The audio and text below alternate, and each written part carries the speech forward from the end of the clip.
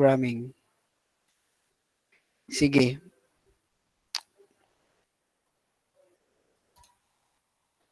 Okay, so we will be recording this meeting. So chill out lang kay sa ato lang po ni this will be kept just for documentation purposes and really walay ika-problema kung namay maingon diri this is just sa kung kinsay na sa room.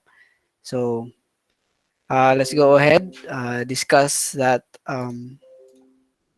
really while we can usually think that there are different motives for undertaking competitive programming. I really wanted to illustrate a relatable analogy to help you guys understand how it can potentially help you start in your career. The slide shows two pictures to the left. On the left, we have Carlton Williams from UK, and he's a fitness enthusiast, and he just set the world record for most push-ups done in an hour. That's 2,220. That's a lot. On the right, we have a typical soldier doing a push-up. So really, to pair this up with our situation, we can assign it such that a push-up represents programming. So I really want an answer to from the audience. Who do you think represents a competitive programming, and who represents a typical programmer already working in the industry? So anyone?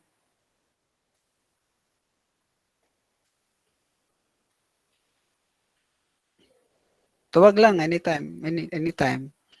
Oh, si Zali gitawag.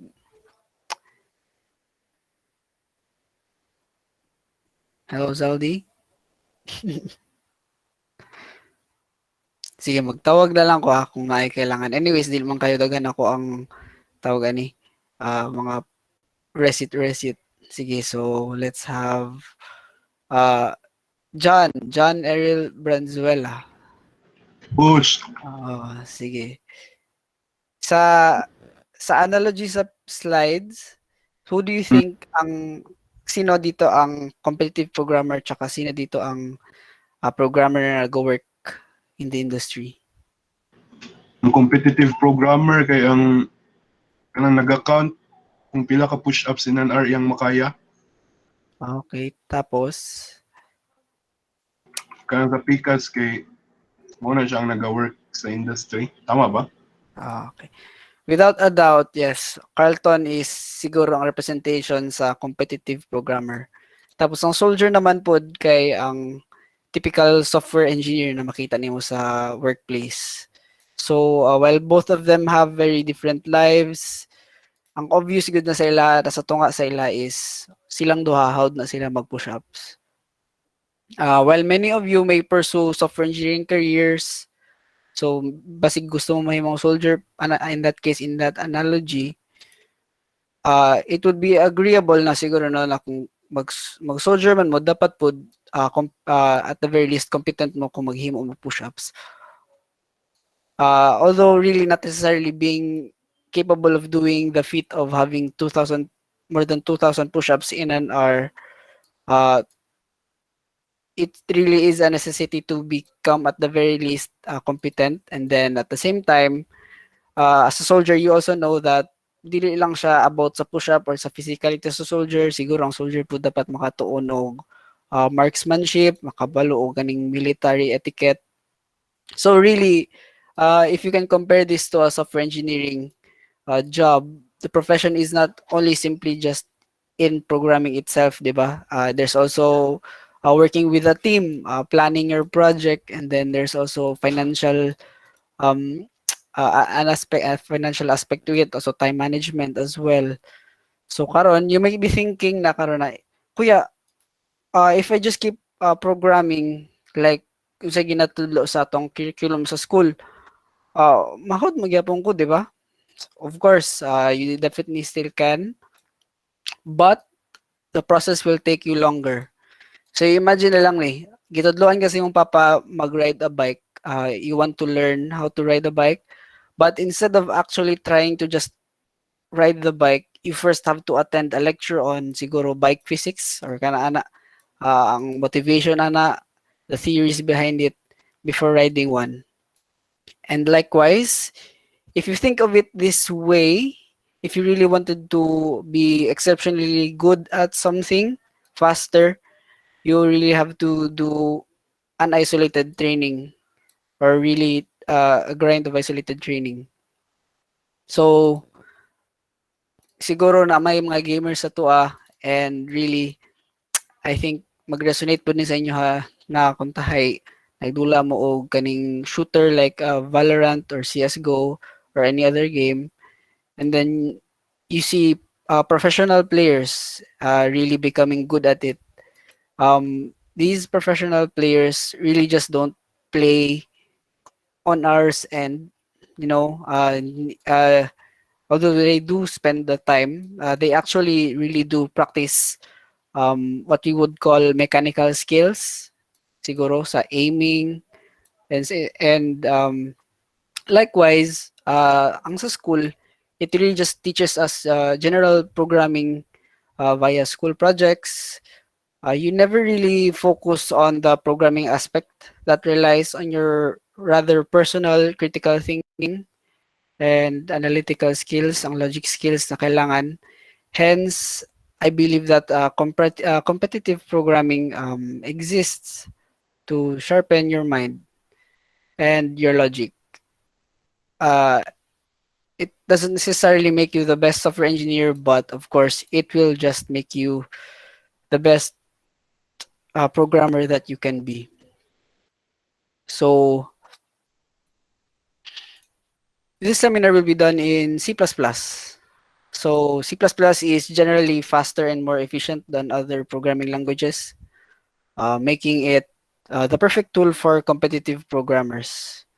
Statistically, around 80% of the best programmers, competitive programmers in that regard, use C++ for competitive programming. The computer engineering curriculum mainly focuses on C sharp, so why don't we use that?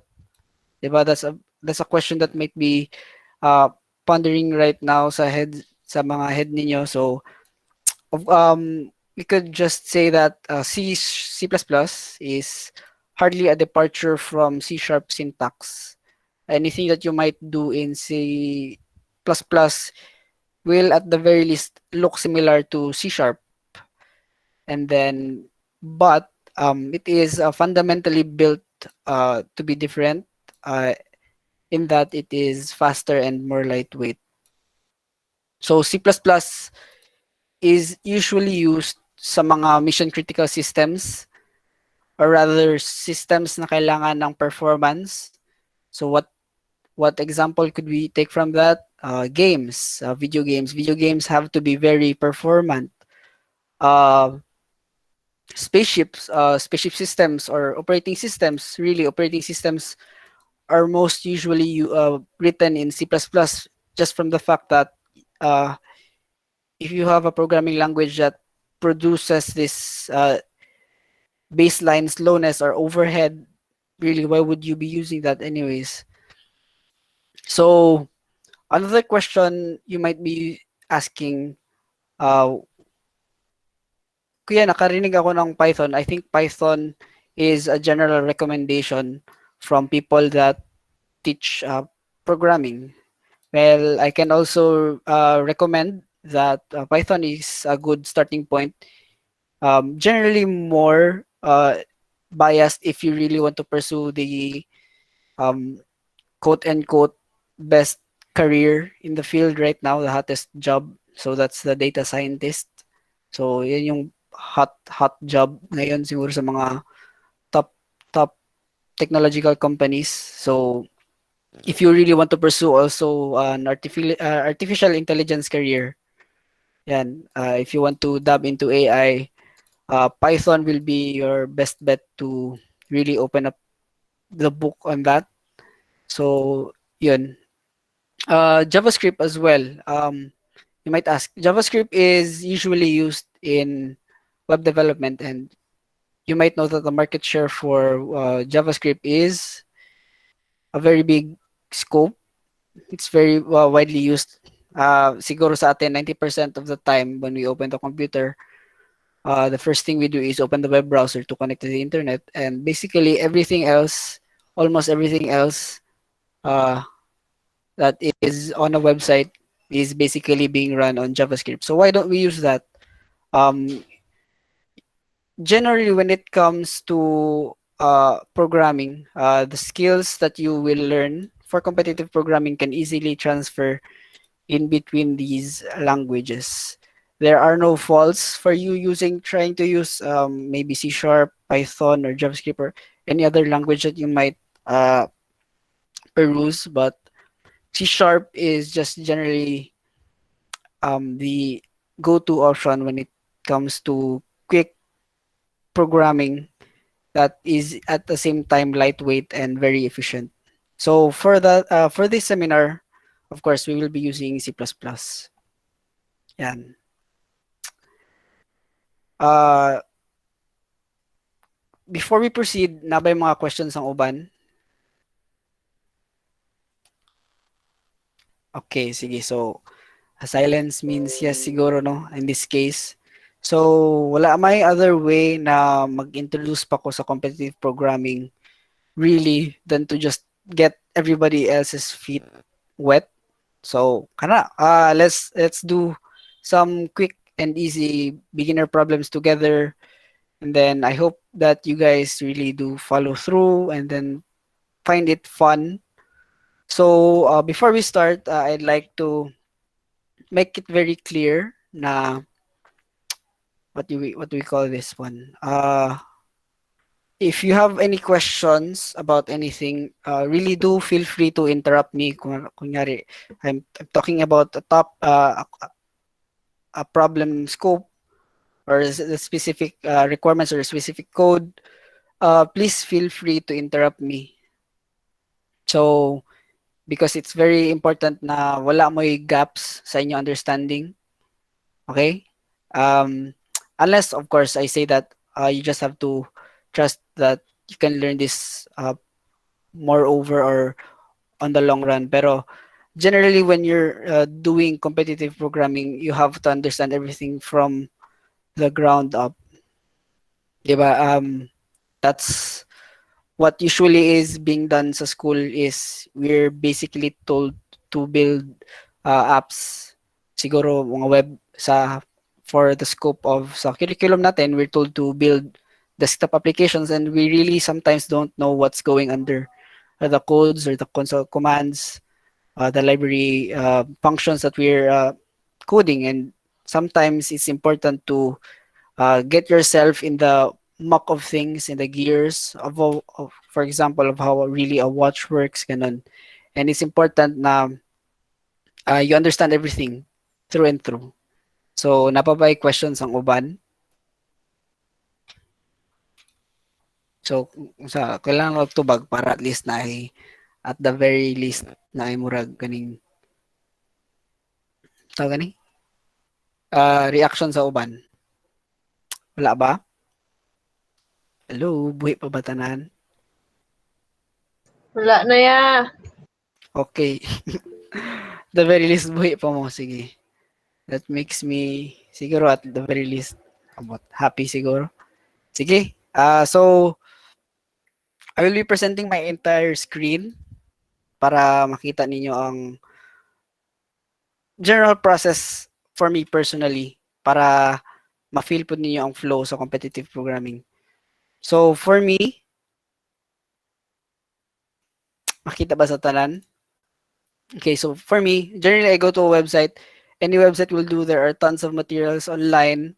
Daghan mga quizzes, exercise problems. Really, there's no short of resource material or learning material online na naga stop sa'yo from learning anything actually. And this is very true with competitive programming. If we go to this site, ito yung parang rather my favorite site kung saan ako magkuha ng problems or really to just practice my skills. I go to this site, so sa online judge, and you can just basically Google it out if you can try it on your time pero for this time siguro it's nice na you can just follow through with me guys while we take some uh problems. Sige. So really when you browse the problems dito sa site, you really have access to even the world finals siguro. So ICPC is the uh, top notch top best of the best competitive programming competition for uh, college students or really anybody else, even for professionals. And really, there's no shortage of materials, even though these are probably the hardest challenges. Even when they even try to develop these problems, they don't even know the solution to it most of the time. Really, it's something that gives you the opportunity to learn, not because you have uh, disability of, oy, wala ang book, wala problem na nga ni. In this case, sa ato for our seminar today, we will be focusing on this part, sa competitive programming. So this is actually based on a book that I am using for really learning everything about competitive programming. So it's Competitive Programming 3 by Steven and Felix Salim. So they are brothers and in a sense they are gods.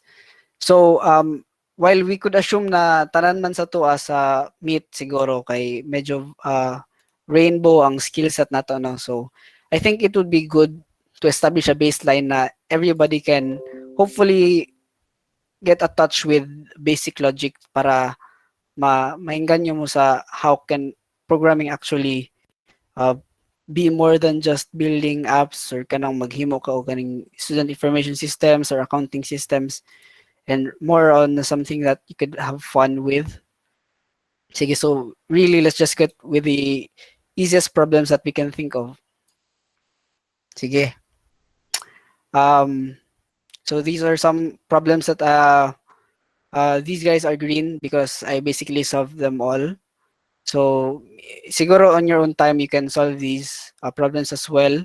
I really siguro I really recommend that you do because the way teachers really teach school programming in school is really in a very mechanical way in such that you just either copy the code and then you try to digest it on your own, but at the same time you really can't play your way around the problem or play your way around the concept of programming if you try to tweak a few things here and there. So siguro let's go with save set 2. So I'm just going to download the problem in here and then let's just open it up. Sige. Since daghan man to diri no. Sige, so uh, para dili pod di po ko mapagaw siguro magpili lang ako isa ka tawo no na mag really gani magbasa para sa problem. Sige, so while everybody else is reading, I want siguro let's pick someone. Sige, let's start with the easy people. Sige, so Mecca, I want you to read the problem na lang sa muna. Rahaduzaman Sedu, Roll 12 of 13th Batch, CSE, University of Dhaka, is tremendously ill. He has been suffering from multi-drug resistant TB for a long time. Now his left lung is damaged and beyond repair. No medicine is working on his body to ease his pain. It is urgent to operate on his left lung so that the disease doesn't spread to his right lung. It can either be removed through surgery or transplanted. He comes from the modest family and it's difficult and impossible for him to bear his medical expenses anymore. Because of the money needed, 12 million BDT to transplant, it is his family decision to go with surgery 3 million BDT. We must help them financially by raising money, but we must not be confined with that amount only to do the surgery. We must go for the transplant or target will be to collect as much as possible to help our friend. If anyone wants to contribute now, please send me your contribution or contact me. Please contribute as much as you can to save a life that you saw every week for the first 2 years of your university life. Please contribute as per your abilities or combined effort may save a life. For more info, consult the link below. So, kana siyang link. However, in this problem, you have to build a software that can calculate the donations. Initially, the total amount of money is zero, and in each time, two types of operations will be there. One, denote K, 100 less than or equal to K, and K is less than or equal to 10 to the power of 5. Then you have to add K to the account. Two, report. Report all the money currently in the account. Input. The first line of input will contain T, 1 less than or equal to T less than or equal to 100, denoting the number of operations. Then, there will be T lines, each containing two types of operations as given. You may assume that the input follows the restriction above. Scroll down niya. Okay na. Thank you, Max. So really, this is how a lot of the programming questions, when you try to answer them, are really formatted. And really, if you can think about it, nara diri ang imuhang actual task. Kani highlight na ko, di ba? I read it again. You have to build a software that can calculate the donations. Initially, the total amount of money is zero, and in each time, two operations can be possible. Either you can donate money, or you could report all the money currently in the account. That's just that. So, sorry kay Mecca, nga ipabasa na ako na siya, siguro pila ni kabuk. 1, 2, siguro 2, at the very least, 2 plausible paragraphs. And really, when you're in a competitive programming environment, people really do uh, problems in a time constrained manner. So, for example, in this case, by this difficulty of just simply having to first add an arbitrary value to a total value, or rather print a total value, the total value, the concurrent value. Sometimes, really, when you are in a competitive programming environment, you just skip this out. Di ba? Mapansin man ninyo. And really, it's a skill of learning to read fast and read efficiently. Kana. And I hope that also can bring you to actually read books more efficiently. I hope at the same time, if you try competitive programming, na mo bring out na skill of actually reading very efficiently sa books na daghag explanation, but at the same time, the assignment that you need to comply with is deadline the night, the same night na gibigay ang problem. So yun. Um so nabay maka anyways din wala man ni kailangan so far na problem solving, so it's just really following this these operations, and we can really use this problem as rather a gateway to try to establish the skeleton of what a C++ program would look like.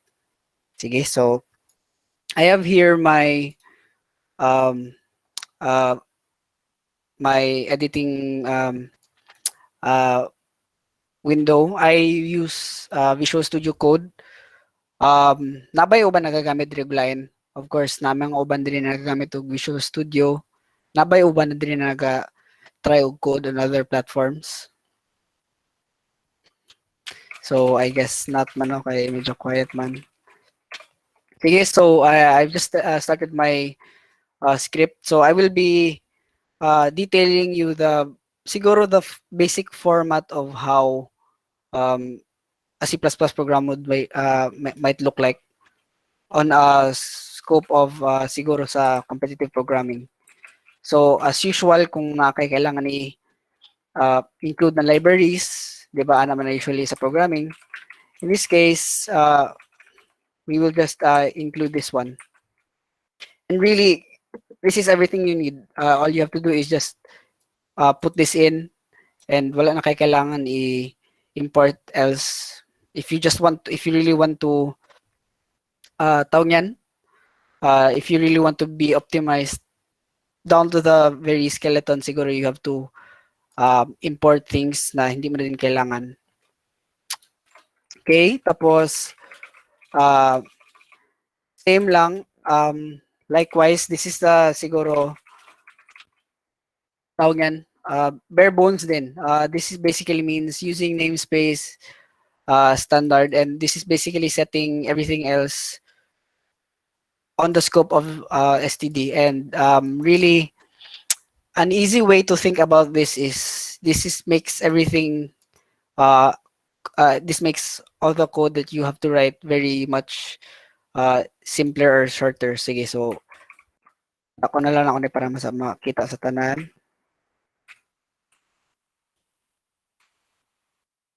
This is easier to read. Kailangan ako og yes. Yes, yeah.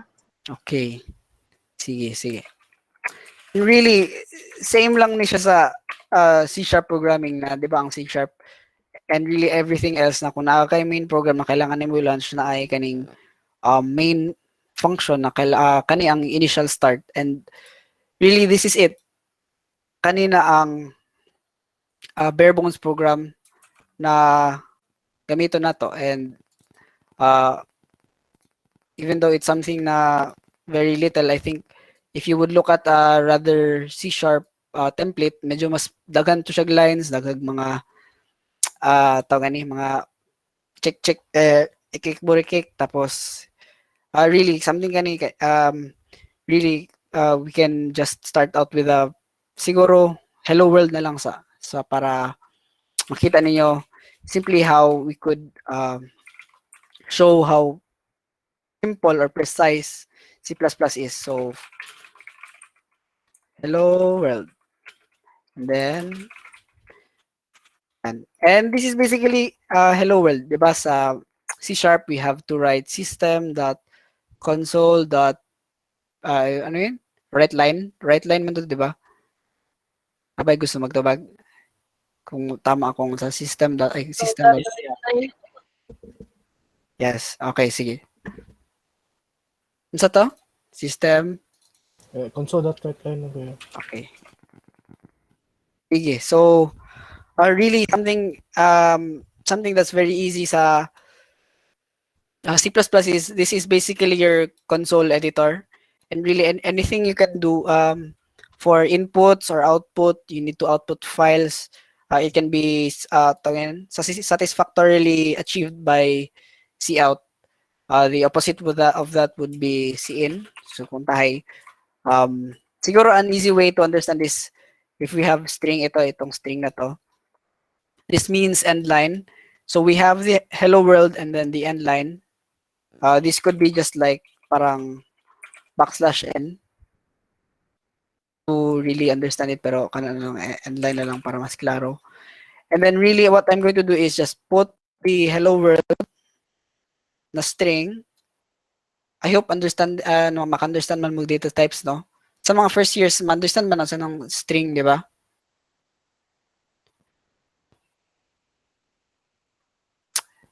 Yes, okay. Sige, at least na nagtubag. Okay. Sige, so really, ano lang siya ka-simple. You have to print it out, and then difference sa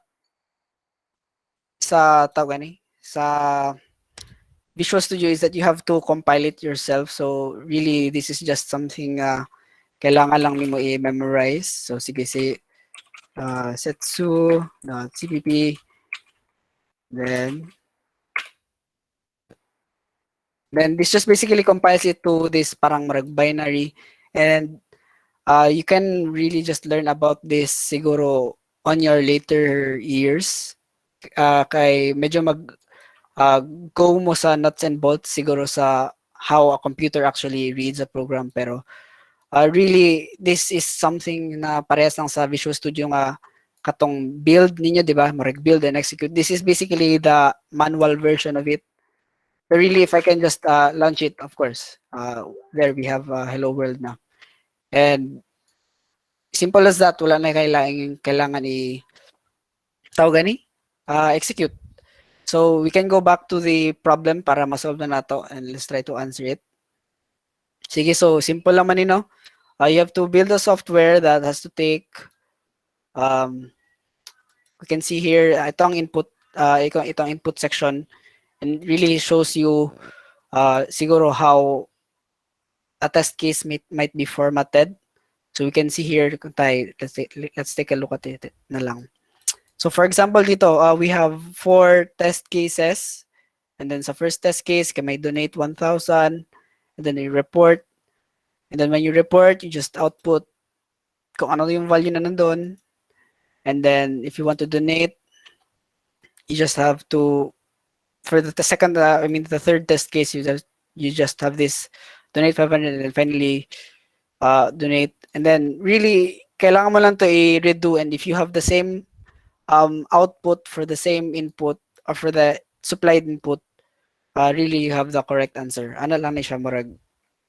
It's basically trying to find the solution for the given input or the given problem in general. Sige, so di na ako mag padugay ana. So really first, like with C#, we are going to initialize our variables. So nadiri ang first line is taking the test case number. So that's 4. So we can assign that to a specific variable. So int t. Let's just assign that to int t for the moment. And then we're going to call our console input. And then look at the arrow here. It's going to t. And as simple as that, it's going to store this the t here, the number 4. And then we can do a loop. So clear man sa mga first years no na unsa ng loop.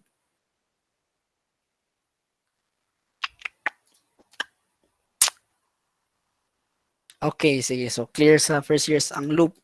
Sige, so this is just a shortcut of really doing a quick run through of repeating the loop for how many times t was. So if t was 4, it's going to repeat this loop 4 times. Sige. So medyo basic na kayo ni siya. So the next is we actually need to take in whether or not the first word that was said was donate or report. So really all we have to do is use again our cin and then put it into a string. And really we have to assign again. So we have to say string s. And we have to assign it to and use a console input and then assign it to string s. So kana simple as that. And what we can do next is very easy. Then we have to basically just compare it, diba? So if we just say if s is equals donate, then we do first function, and if it is report, we do the second function. So else if s equals ano again? Report, we do this other function. Diba?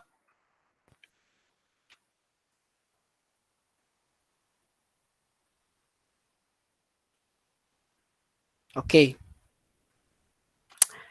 If we put donate here, we have an additional input. That would be very easy. So let's just say, let's just put it in an arbitrary variable I. Then let's call again the cin. Then put it in I again. So you might be asking, kaya pwede ba ni na int I na lang? And really, if you put it in that term, of course, it gives you an error, di ba?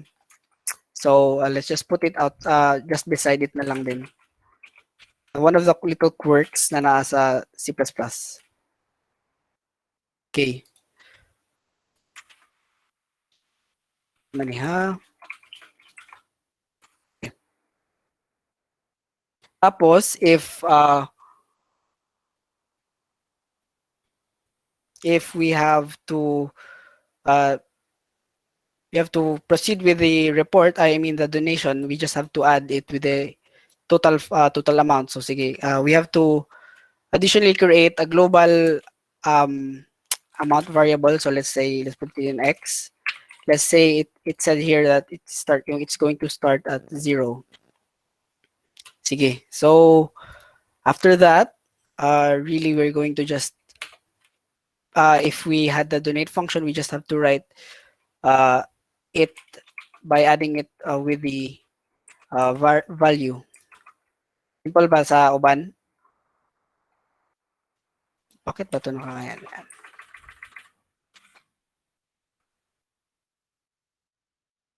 Okay. Tapos kung report, it's easy. Yung hello world, same lang sa hello world. So see out and then see out. Yan. Simple as that. So we're basically done with our first program, di ba? And I think medyo na stretch out ko na ako ni siya on a more difficult note or on a more rudimentary level because I think that you can understand the code in this, di ba? If we can run through again, we are given the test cases, then we run through the test cases on a number of times, and then we have to take in the string s. We have to take in what command the input gave us. It's donate, and then again we ask for the amount that is going to be added, and then hopefully we're going to add it to the total, and then hopefully then we're going to uh, if we if it's passed, it's going to skip this portion and then go again on the second loop and then again ask and then rinse and repeat. And then if the case is report, it just basically outputs the current value. So medyo simple man ni sa tanan no. So medyo wala pa ni siya logic. So let's just try to compile it na lang para makita sa tanan. So now the program is actually started. So let's just type in the same thing. So we have for donate 100, okay, then report. So it's going to output now 1,000. Okay, that's good. Donate 500. Then we're going to report. And that basically works, diba? Kanina ang final na to. And all we have to do is go back into this original page na kung saan yung problem, and then we just basically copy paste our code. Simple as that. See, let's get this one, and then we paste it in there. Then we submit, and then it's automatically being going to be evaluated by the website, and then you can basically see your submissions in here. So kato. So kani, you can basically see here my tawag yan, the list of problems that I've done the previous year, and there's a lot of possibilities na mamali ka, you can get the wrong answer. And then there's also time limit exceeded. So basically you could have a good answer, and that is unfortunately not enough kay kailangan nimo ang perfect answer. And in this case, if you imagine a system that would have to take in an X amount of inputs but would have to do exceptionally many operations just to take in the input, and really you have to take into consideration na kailangan nimo ang time limit, or you have to follow the bounds of the time limit set by the problem. So karon i-refresh lang na to. So we are accepted. So ana. Okay, sige. Kulbaan ko medyo gamay. Sige, so let's go back na lang din no sa problems. So let's open another one. hopefully medyo dili na kayo kung tawag ni nagduel kayo sa mga problems. So let's open one problem here.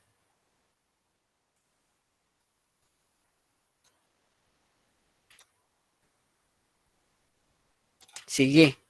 So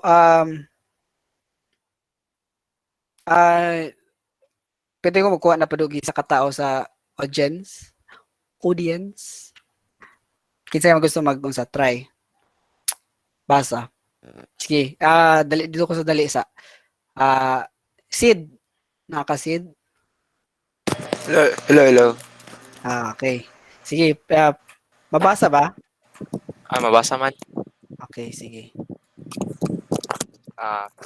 When shopping on Long Street, Michael usually parks his car at some random location and then walks to the stores he needs. Can you help Michael choose a place to park which minimizes the distance he needs to walk on his shopping round? Long Street is a straight line where all positions are integer. You pay for parking in a specific slot, which is an integer position on Long Street. Michael does not want to pay for more than one parking though. He is very strong and does not mind carrying all the bags around. So, input. The first line of input gives the number of test cases. 1 is less than equal to t less than equal to 100. So, there are two lines for each test case. The first gives the number of stores Michael wants to visit. 1 is less than or equal to n, and n is less than or equal to 20. And the second gives their n integer positions on Long Street, which is 0, less than x sub I, less than or equal x sub I, less than equal to 99. So the output for each test case align with the minimal distance Michael must walk given optimal parking. Okay, thank you kay Sid. So, nasabtan man sa tanan, di ba? Or nabay ideas ang mga uban pa kung saan i-answer. So, in this part siguro, nice na kung naay makatag og ganing sort of initial view po kung saan i-answer. So, siguro na ni siya ihatag na ko na hint na 2 stages. So, of course, we are given a line or rather an array where all an array that contains the positions of stores. Diba? And really, you have to know first where magpark si Michael. Diba? Michael is going to park in one area where you could say that the minimum distance between that parking spot and all the other shops are minimal. So, nabay makahatag og ganing idea how ni paunsa ni approach.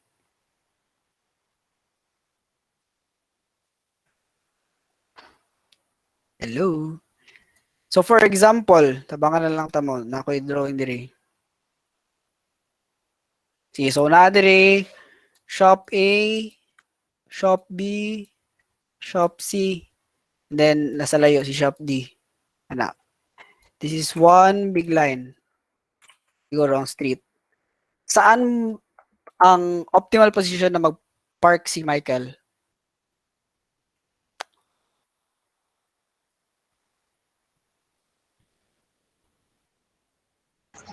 Shop B banda, ay shop C banda. Shop B banda? C. Sa shop C? Pero medyo mas malayo siya sa D. Kanina lang. It's stated here na the specific parking slot does not have to be in a shop or at the same time as a shop. So I can imagine as this siguro parang number line. Ganun.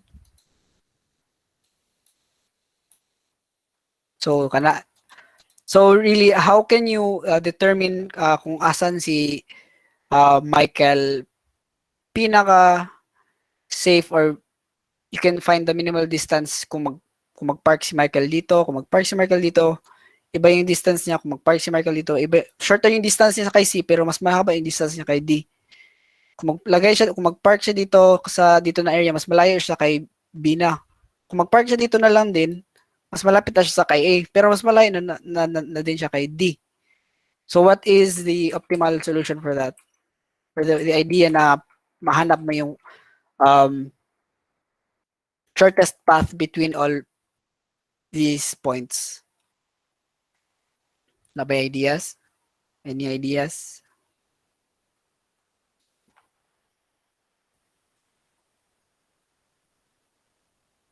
Sige, so skip na lang sa atin na kanyang issue, and the short answer here is you basically take the average of all points.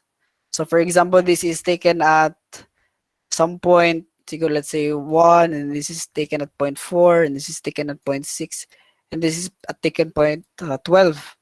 Okay, all you have to do is take the average of the values, and then of course you have the optimal point kung tayo nandito na ito yung average nila, and then you can be assured na that is the shortest distance with from a specific point, of course taking into account the other points na nasa system mo. Okay ba? Na-understand ba sa tanan na i-take ang average? So here's the thing about competitive programming. Medyo ano ni siya, logic and math heavy ni siya. Although it's not really something like siguro differential calculus or integral or algebra na you're limited by the number theory. Of course, you can inject some of your logic into it or how you can understand the problem. And this is how I understood the problem. I have to take the average of the points, and I can be assured na at the very least, ito yung distance na in between them. Sige. So let's just start with that na lang din, no? Sige, so let's just open up another file.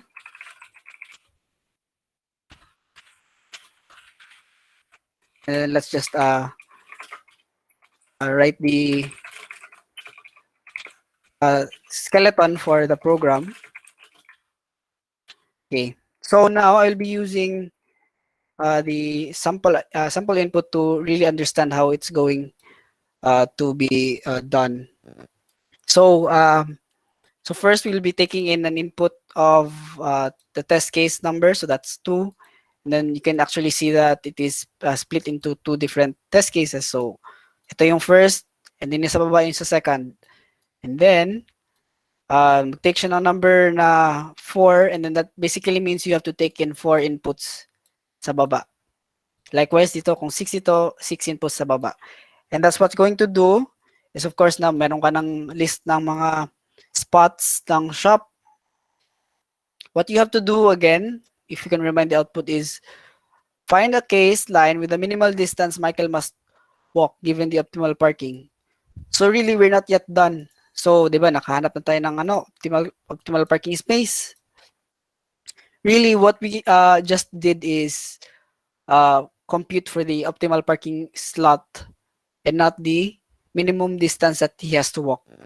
So, another question, nabay nakabalo kung unsa siguro ang way para mabalaan ang minimum distance na kailangan ni Michael para makuha ang tanan items from each shop.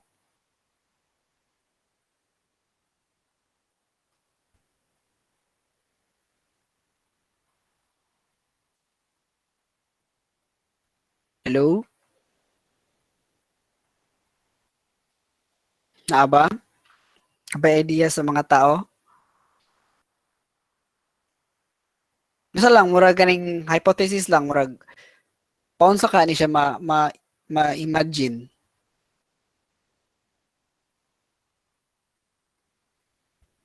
Kaya kung wala yung mag-unsa, wala yung mag-volunteer, manawag ko. Oh, si Zaldi, oh. Sige ka, Zal. Go, Zal. Represent. B. Ha? B.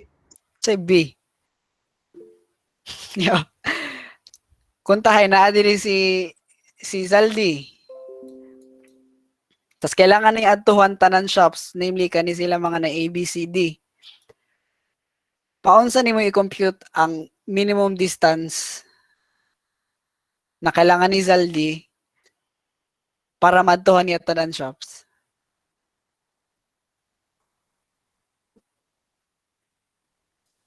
So imagine na to na tao diri kani si Zaldi ni siya nga tao. Oh, chuk. Oh. Sige, imagine na to. Sige, imagine na to. Kanay si Zaldi, nag-adto siya sa left, adto siya sa C. Kuha siya gamit diri. Should he go back to his car and then put the bag and then go again to B?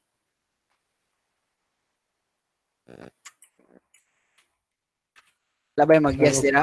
ano kuya, dapat i-base mo sa position ng car kung whether magbalik siya or hindi. Hindi, for example, ito na yung optimal spot natin. Nakuha na natin yung optimal spot ng car park, kung asa siya nakadapat nakapark.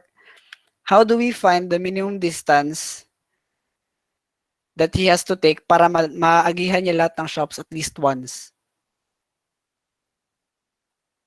Magsugod guro siya sa D. So, for example, nasa diri sa car. For example, nasa sa car. Magsugod siya sa D. Okay, that's a start. Sugod siya sa D. Tapos, Balik siya para maagian na po din yung ABC. okay. Balik siya diri. Sa good start. Tapos, nagbalik na siya sa car, no? Manang D. Pag-abot niya sa C, himuon ba niya kay mag-agi siya sa C, tapos balik siya sa Z dayon? Or magdiretso siya sa B? Pwede ba makadiretso sa Yeah. B? Yes, Dapat pwede. unahon niya ang sa A. Ha? Dapat unahon niya ang si Unahon A. niya. Sige, unahon niya si A. Try na to. Unahon niya si A. Kung unahon niya si A, pag nakunto na niya si A, say next. Balik siya kay B. Balik na din siya kay B. Agayan si C. Again si C. Tapos uli na siya Tapos sa car. kay D. Ay, batang ka sa, agi Ah. sa car, tapos D na yun. Superman. Sige, so really nice ni siya na solution and really you can think of it as a bigger scope, 'di ba? 'Di ba imagine mo nga nag-agi-agi siya sa B and really an inefficient way ang malian is 'di ba mag-ato siya sa C tapos balik siya sa Z tapos mag-ato na po siya sa B then magbalik na po siya sa Z tapos 'di ba nakakay kaning mga overlap kaning mga balik-balik ni mga settings na all the way. Actually, ang pinakapaspas na distance niya is na lang ka sa pinakalayo sa, di ba? Tapos pagpabalik nimo, agihin na lang po nimo itong kailangan nimo. Di ba? Or pwede po na kung unsa may nakita nimo, really just go to C, padayon lang ka sa B, ayos balik sa car kay sayang ang oras, padto ka to sa ato na po ka sa A. After nimo sa A, sige, balik na lang ka sa sugod. So, may imagine niyo guys na medyo sana siya, praktikalan lang siya natubag. And so really, if you can think about it, if you see na kaning distance na yung gitake, it's really, kung ang pinakapaspas imong gina-imagine, it's really just taking the distance from the car to A and then back. It does not matter kung mag-stop siya sa C or mag-stop siya sa B, di ba? Kung namoy errands sa gawas, kailangan ninyo muagi sa beach, muagi mo sa school, uli sa mo, or muagi na lang po mo sa beach kung napoy may sugo, di ba? It's faster na inyong isabay tanan at the same time. Of course, kani sila side, kani ug kani, interchangeable ni sila. Nagets ba ang solution? Guys, Yes, boss. sa uban, sa first years, nagets ba ang solution? Yes, Okay. kuya. Sige, Yes, so kuya. let's take things further na pod. 'Di ba? Kanitong line na to. Since makita na to na nga equal ni sila, all we have to do then is do we still need kung tayo, 'di ba, nagkuha tag optimal parking spot. Imagine na to ang optimal parking spot na to na ana diri karon. Chuk. Ana diri si Zaldi na lang. Oh, Zaldi yapon. Sige. Does that change things? How is this different?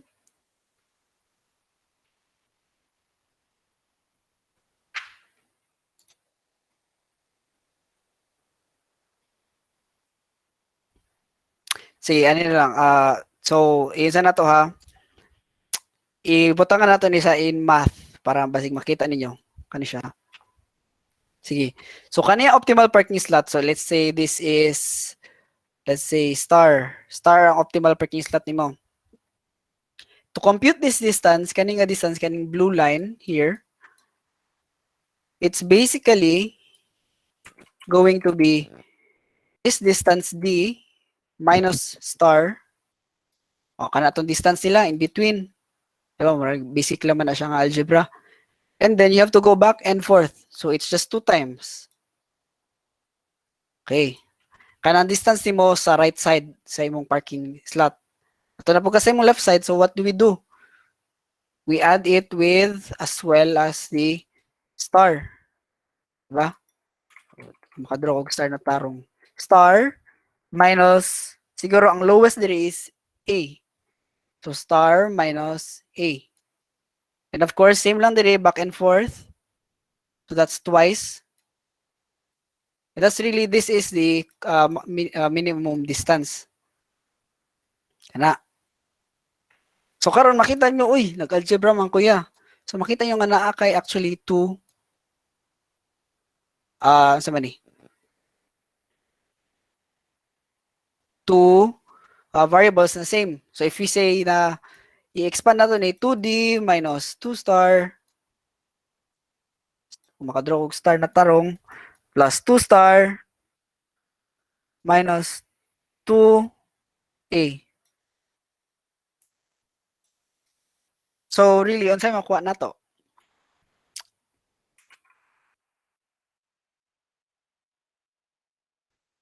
Nabay makamat diri na tarong.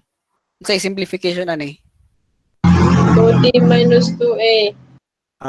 Very good. 2D minus 2A. So it's basically 2 times D minus A. Or rather, 2 times max yung pinakamalayo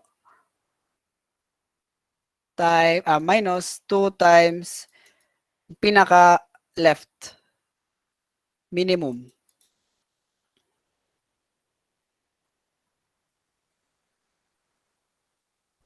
Nasabtan ba sa mga tao?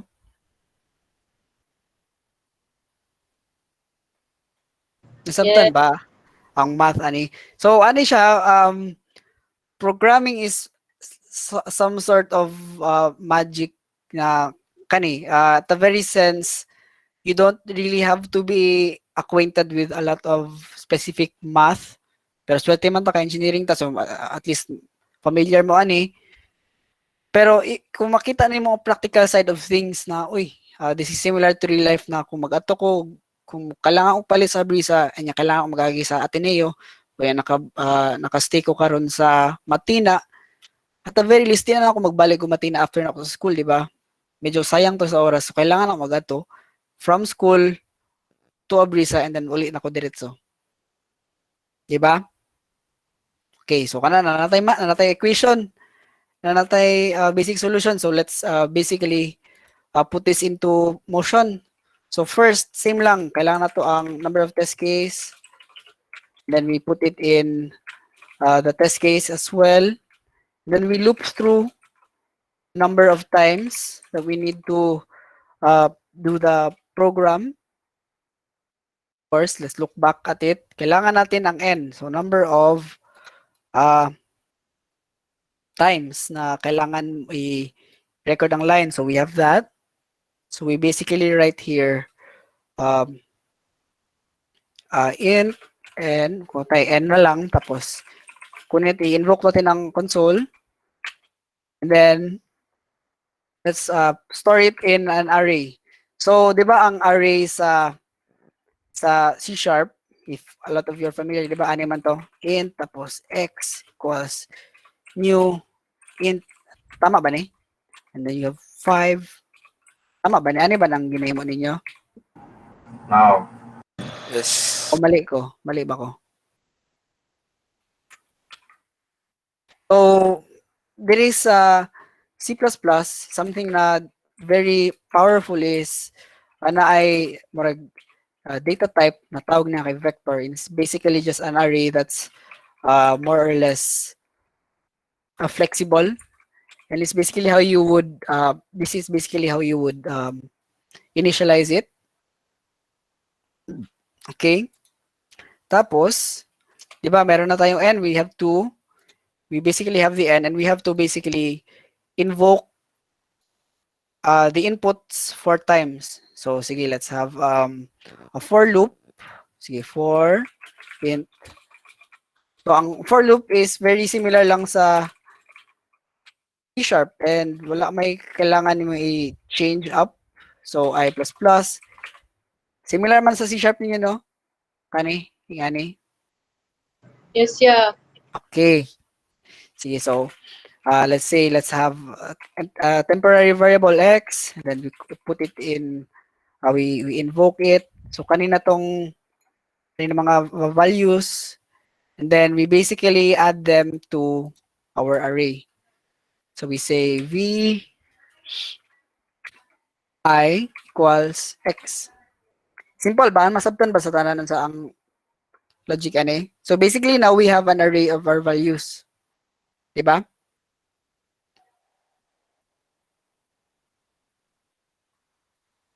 Okay, sige. Para di ta maipit sa time later. Now, what we have to do next is we have to loop through our variables to find out which is the maximum or the minimum. Sabtan ba?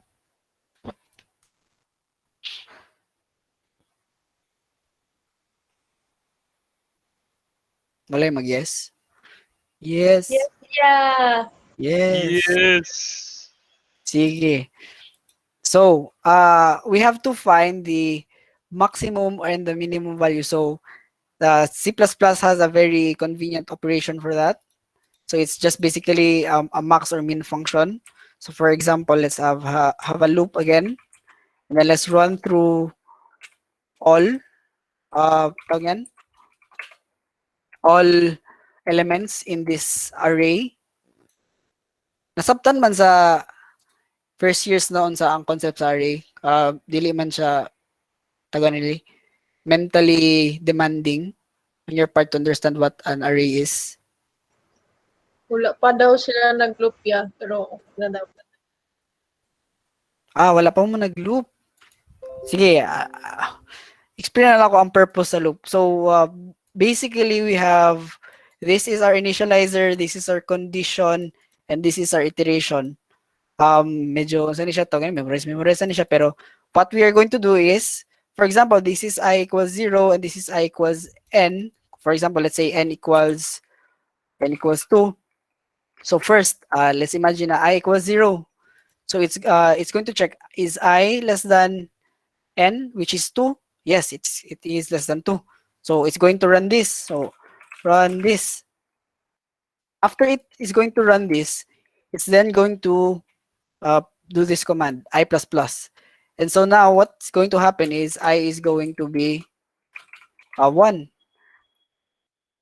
Imagine ba, dili ba siya mentally taxing na imagine? So, di ba, I equals 1 na. So what's going to do is it's going to recheck again. I equals 1. Is I equals 1 less than n, which is still 2? Of course. So it's going to run this again. That's going to happen as well. And then what's going to happen next is it's like going to proceed with the iteration step again. So I is now going to be 2. Now before this is going to be run, it's going to ask the condition, is I less than n, which in this case is 2 less than 2? Well, it is not. So it is going to skip the for loop. Dili ba kayo siya mentally taxing?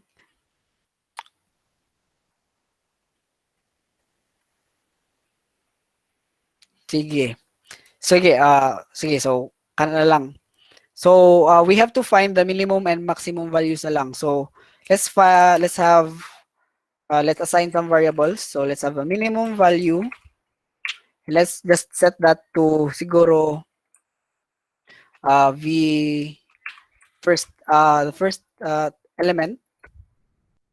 And of course, let's just set also the max value to the first element as well since pwede man na iba na siya mag-change.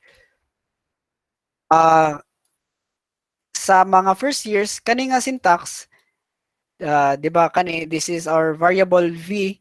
If you can imagine, an array is like this, parang a tray of eggs. Kana, the first one is siguro sa top left, and then the second one is at the top, in the right niya, and then it continues on with the list. An array is basically that it's an ordered collection of elements. So you can have different kinds of elements. Pwede in some programming languages pwede gani ilagay nimo dito kay star, apple, kana mga different kinds of values. But the point being is they are grouped into a separate collection and then they have specific locations. For example, an apartment, 'di ba? Paano malaman kung sino ang nasa apartment na nasa tabi mo? Of course, you just add +1 after you. If you are apartment number 34, para malaman mo kung sino ang apartment, kung sino nasa kabilang room, of course, it's basically accessing it with this command. Pero sa mga higher years, understandable ba ni? Kailangan ako guess. Yes, kaya. Yes. Okay. Sige. You'll run by through this. Generally, this is something na something you can personally do in a day's work sa first years. If wala mo nag-programming sa high school, kung karon pa mo mag-start to program, this is something na you can definitely do in a day's work. And that means na ang usually mahimo ni siya in school time, siguro mahimo ni siya 1 week. You can actually just do this in 1 day. Makayes ba ang mga upper year, mga kuyas and ates? Or dili pa mo sugot sa ko nga dili siya makaya is in a day. Wala mo tubag? Try lang. Try lang. Okay. Now we have basically to invoke this minimum function. So kani awa. This does what you think it does. Awa, di ba? How can I explain this? So you basically have two values, let's say 1 and 2. And what this is going to do is basically evaluate which one is the smaller value. And of course, this is 1. So of course, what this is going to do is, ang min is going to set the minimum value to 1. Imagine man, you know. Of course, pwede ka mag if conditional operation flow, mag if case statements pa ka. Pero this is substantially faster and shorter. Sige. So, let's do the same way na lang put para sa max value. Let's do max. Masabtan ba? And really, we have to, kung basig confusing ni siya sa first years, is we have to take our minimum value and compare it to whatever element we are referring to with this for loop. And so we're just going to write our minimum value in here. And so what this basically does, let's just write it in here as well na lang din. Sige, write ko na lang din dito. So what this does is finds the minimum value kung tayo. Ang minimum value dito is, let's say, 0 na lang. So this is currently 0 and it's going to be compared with the next one. So let's imagine na ang next one is 1. And so what happens is, the minimum value is still 0. So this is going to be passed onto this side, the left side. It's going to be assigned to this variable. So the minimum value is now still 0. So imagine we go to the next loop, and this is -1. And let's remember that this was previously 0. So sino ang minimum value sa kanila? Ang 0 or ang -1? Nay makatubag? Upper year para paspas ta kay Negative 1. Minimum? -1. Minimum. Okay, so kana, di ba? So kato, we basically have our minimum value. Likewise, same lang po dito sa max value. If you have 0 and 1, you get the 1 comparing it to 0. So kana, mahimo ang max value mahimo nimo 1. And then if you compare it again to another element which is 2, of course, the max value will now be 2. Okay ba? Sige.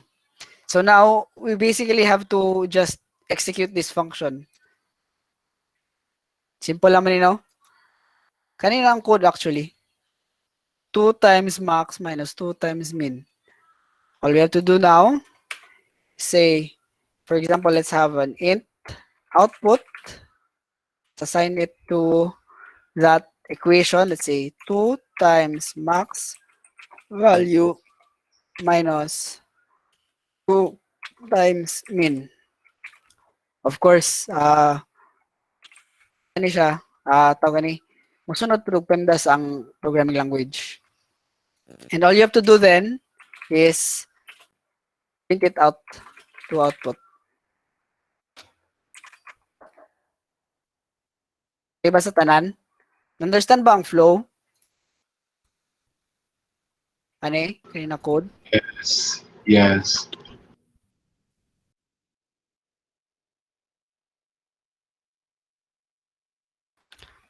Okay, tapos, that's basically it, diba? So we have to calculate this. For example, let's try this this proof, diba? Na 2 max times 2 times max minus 2 times min. So go back in here. So we have calculator na lang ko para dito maglisod. Sige, so 89 times 2 minus 24 times 2.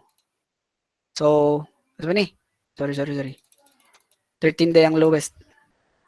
89 times 2 minus 13 times 2.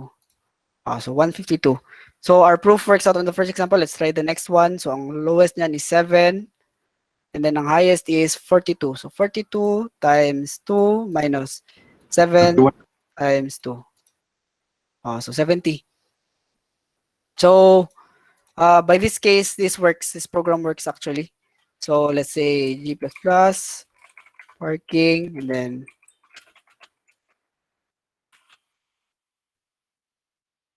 okay, and then let's run it. Ito yung nasa file. Let's follow it, the format again. 2, 4, 24, 13, 89, 37 is going to output 152. Okay, it outputted 152. Tapos next is 6. Let's just input the next. 1, 14, 39, and 42. And then it outputted 70. And then of course, nag-stop na yung program. Of course, dili ni siya the best presentation because basically competitive programming is solving problems in a faster way rather than solving it in a very arduous manner. Magets ba? Sige. Since go to sa time, let's just follow through with some other problems that I think could be good to look at para let's see if na may una-unaan na solutions for these specific problems. See, let's open this one.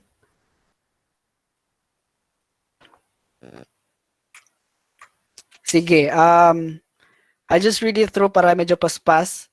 So what I basically just do is I just skip this part kay feel na ko walay math part dire or walay anything significant. So let's just read with this starting. There is a unique event known as the horror dash. In this event, there are n students. There are a number of students from 1 to 100 which are dressed in the scariest costumes possible in a race. The clown trips over, loses his mind, does all sorts of tracks, comical acts, chase around. So this is very much not needed anymore. Then this is where you are to help. Given the speed of every scary creature, or rather, the scary creature is the student. So these are the list of all the students. You are to find the minimum speed that the clown must maintain so as not to get caught even if they keep on running forever. So na ba yung makaisip sa solution ani? So let's read it again na lang para medyo mas mapansin sa uban. So the clown trips over, loses his mind, and does all sorts of comical acts while being chased around the track. To keep the event running for as long as possible, the clown must run fast enough not to be caught by any of the scary creatures. However, to keep the audience on the edge of their seats, the clown must not run too fast either. So does anyone see the solution in this problem? So what speed must the clown have? So for example, we have this. We have this case. We have students with the speed of 5, 9, 3, 5, 2, and 6. What is the answer for this case? Tubag masking kinsa? Sundugon ra niya ang speed sa pinakapaspas nga student. Para? Why not 8?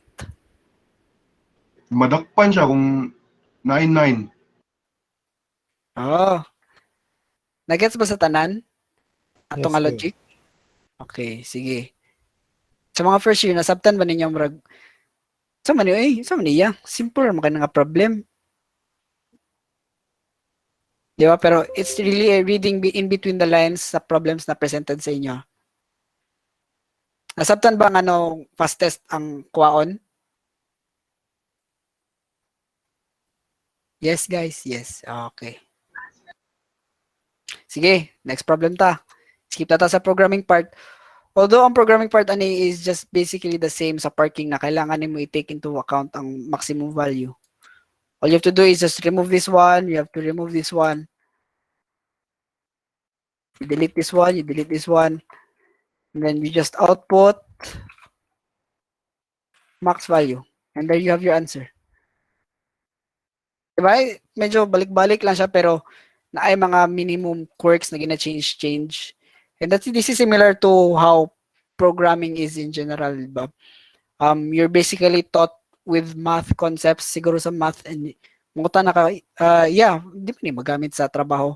And actually, it's just learning how to really dissect parts of the lesson para magamit niyo sa actual applications sa inyo. Okay, gets ba? Sige. Dito sa next. Let's see. Let's have summing digits. Sige.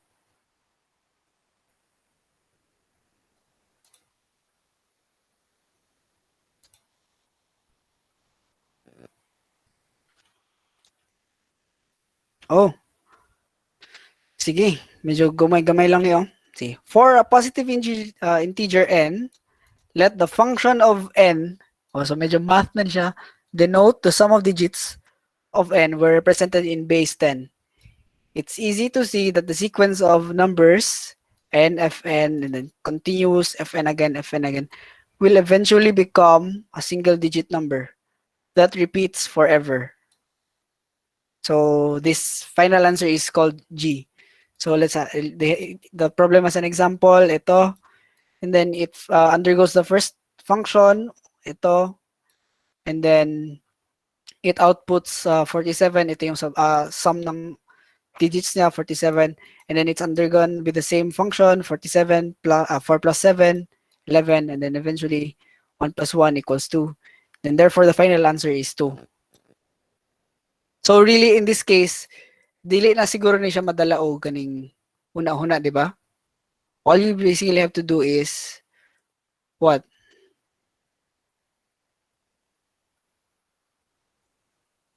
Abay makatubag. Unsay answer ani dapat?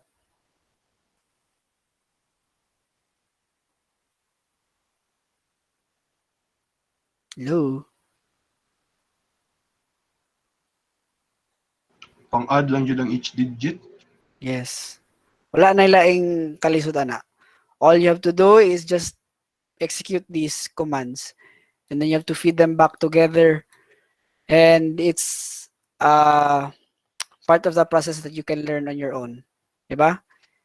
Medyo simple lang siya. Binin nyo, may trick ni siya. Kaya na ay, if I find the number of specific digits na kailangan ko i-divide, na kailangan multiply, wala.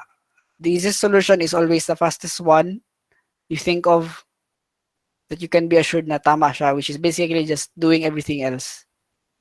However, you will run into a wall eventually if you reach siguro a stage na pang pina-world class na or international level na in this case, ang problem na kani, di na siya madala og kaning ah brute force na pag-calculate. 'Di ba ana man na you can essentially crack any password by just entering random characters kung tayo gusto na may hack ang Facebook ni X. Of course, sige mo ra guess, mo ra randomize, diba? 1, 2, 3, 4 nya tanan possible combinations sa tanan sa tanan universe. Pero it will take you a long time. At the same time, the problem is also presented here na kung nga na imong case na imong i-brute force tanan, it could also take it a long time. So really, ano ang competitive programming? You really have to find quirks or magic functions para medyo mas madalian inyong way sa pag-solve sa problem. Sige, let's go with another one. Kinapatay time. Sige, so swallowing ground.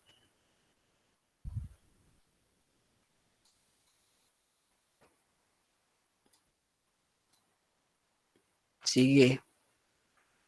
Oops, this is nice. Kay medyo visual siya. Sige. Pagaw na ko na so magkuha ako isa ka tao. Let's have Raf. Naka Raf? Raf Anyura. Hello? Naka na sure ko magtubag ni. Sean, na ba si Sean dire? Yes, kuya. Ako Sige, na siya. very good.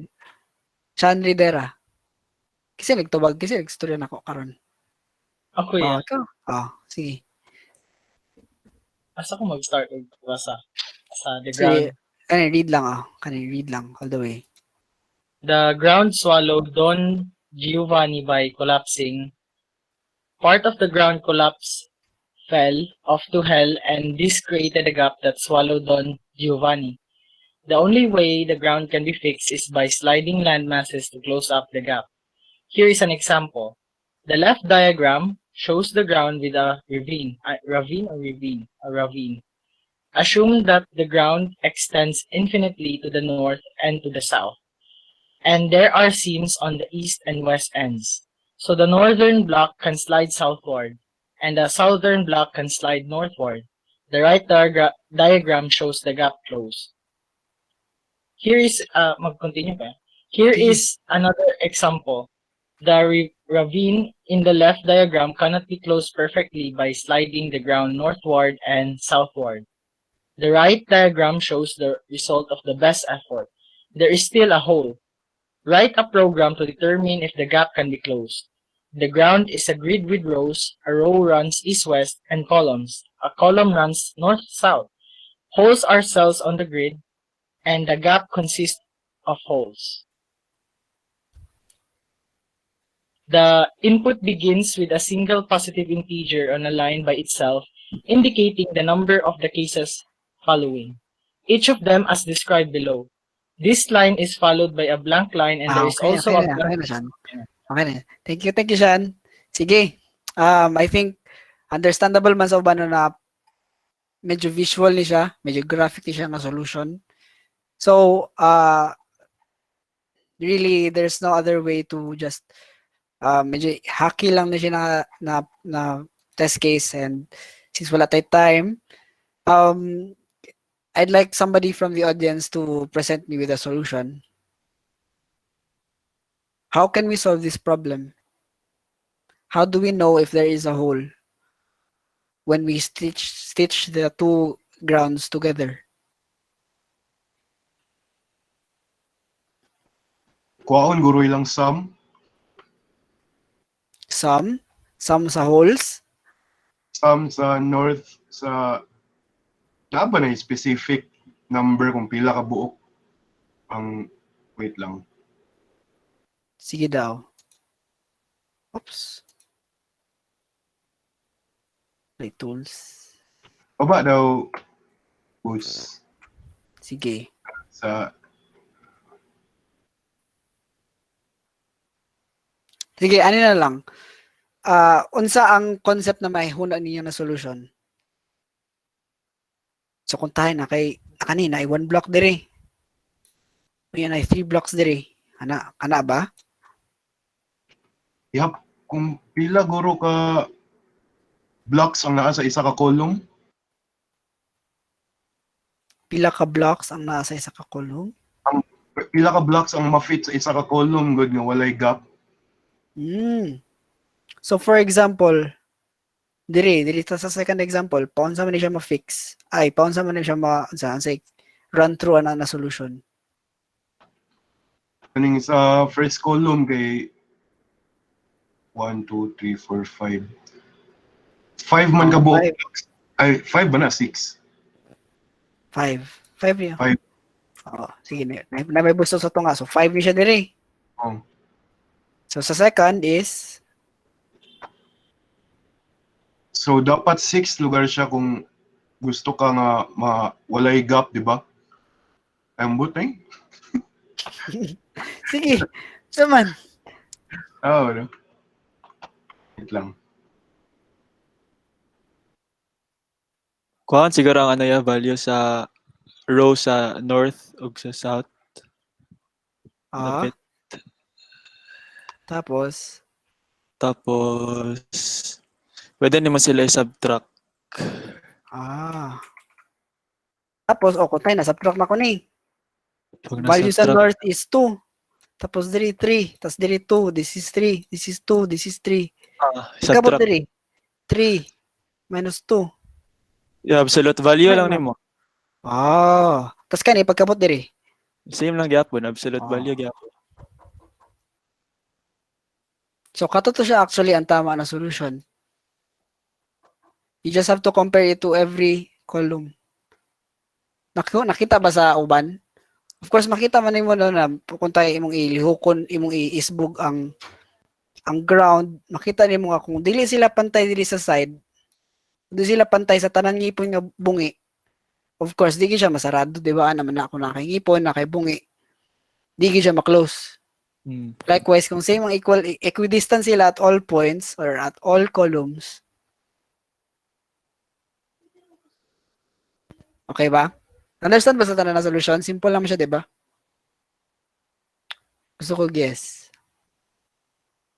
Yes. Yes. Yes. Sige. Next pa.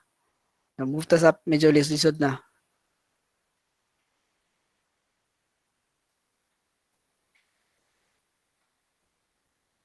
Wala ba questions so far?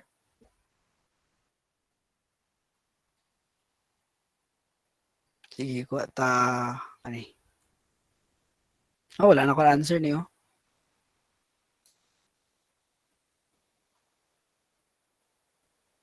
Sige. Pili na po kong tao, be. Tanan. Si Johan. Mubo lang ni Johan. Given a string of zeros and ones up to 10000 characters long and indices I and j, you are to answer a question whether all characters between position of minimum value I, j, and position max I, j inclusive are the same. There are multiple cases on input. The first line of each case gives a string of zeros and ones. The next line contains a positive integer n, giving the number of queries for this case. The next n lines contains queries 1 per line. Each query is given by two non-negative integers I and j. For each query, You are to print yes if all the characters are in the string between position of min ij and position of max ij are the same and no otherwise.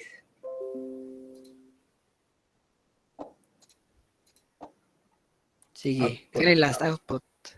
Each case on the output should start with a heading as in the sample below. The input ends with an empty string that is a line containing only the new line character. This string should not be processed. The input may also end with the input may also with end of file. So keep check for both. Okay. Sige, so medyo simple lang man ni siya, no? Really, dili na gyud siya kailangan og smart na um na solution, pero kailangan ni i-think na dili mo to kani ma-overwhelm ani, di ba? Simple libog man ni min ij. Even for me sa ako madlo ko ani mga naka-italicized sa mani I na puts na j sa na po yung mga indices. And really ang ginapangutana lang ani is kuntahay na atay kaning series na tay 5 ka zeros and then 5 ka ones. So we have three queries. Three queries is rather like parang three questions. So for example, ang first nimo is 0 and 5. So from the 0th position to the 5th position, pangutana niya, is it the same? So, kung kani ang pangutana, 0, ang ginaan niya is ang 0th position is kani 0, 1, 2, 3, so 3, 4, and then 5. If you can see na kani ang current niya nga pangutana, in between these positions 0 and 5, you can see na dili siya equal, di ba? Makita ba sa tanan? Or nasabtan ba sa tanan ng concept? Gusto ko yes. Nay maka-yes. Yes, kaya. Sige. And so, maabot na siya sa problems na mga ingani. Di ba? Imagine mo ni 0, 1, 0, 1, 0, 1, so 1, 1, 1. It's basically finding a way to just program it quickly in the time you're allotted, and there's nothing really smart about it na kailangan nyo i-think about or kailangan niyo i-calculate. Di ba? It's really quick. Sige, na si Rudy. Ako ipapangutan na si Rudy ba. Sige, let's try kani. Let's have last two. Ito ang second to the last.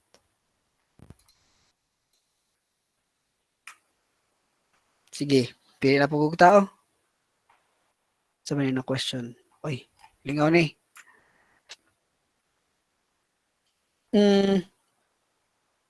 Let's have Bren. Sige, ano lang, Carms. Okay, quiet ka, Carms. Yo. Can you read? Klaro man. Sige. Okay. Maybe you are familiar with the following situation.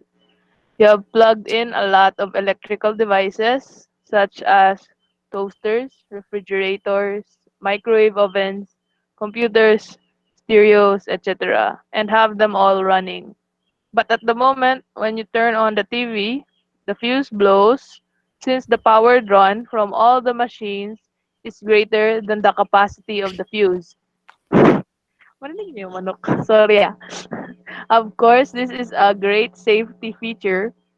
Avoiding that, houses burn down too often due to fires ignited by overheating wires. But it is also annoying to walk down to the basement or some other inconvenient place to replace the fuse switch switch it back on.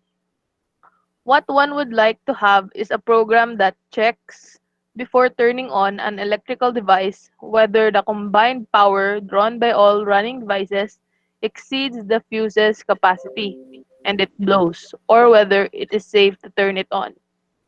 So for the input consists of several test cases. Each test case describes a set of electrical devices and gives a sequence of turn on or off operations for these devices. The first line of each test case contains three integers, n, m, and c, where n is the number of devices, n is lesser than or equal to 20, m the number of operations performed on these devices, and c is the capacity of the fuse in amperes. The following n lines contain one positive integer, c, ci, C subscript of I, each the consumption in amperes of the ith device. This is followed by m lines, also containing one integer each, between 1 and n inclusive. They describe a sequence of turn on or off operations, turn on or turn off operations performed on the devices. For every number, the state of that particular devices is toggled. Example ba yan? Oh. If it is currently running, it is turned off. And if it is currently turned off, it will be switched on. At the beginning, all devices are turned off. The input will be terminated by a test case starting with n is equal to m is equal to c is equal to 0. This test case should not be processed. Okay, thank you, Carms. Thank you kay sa read. Okay. So, nasabtan ba sa uban? Gusto ko yes na dili sa kay Carms. Nasabtan ba ang question or ang problem? Wala yung nakasabot? Sige, so I will reiterate na lang, no? So, kani ang medyo another practical question na po, di ba? And you basically have a house.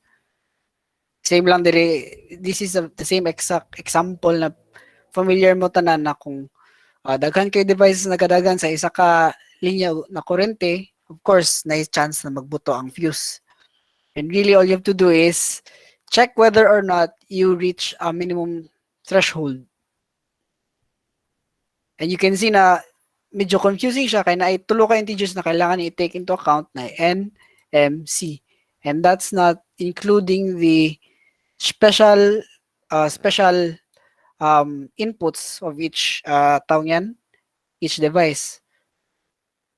So for example, you have a house and then you have three devices. Ang cellphone mo 50 watts, ang laptop mo 100 watts, and then ang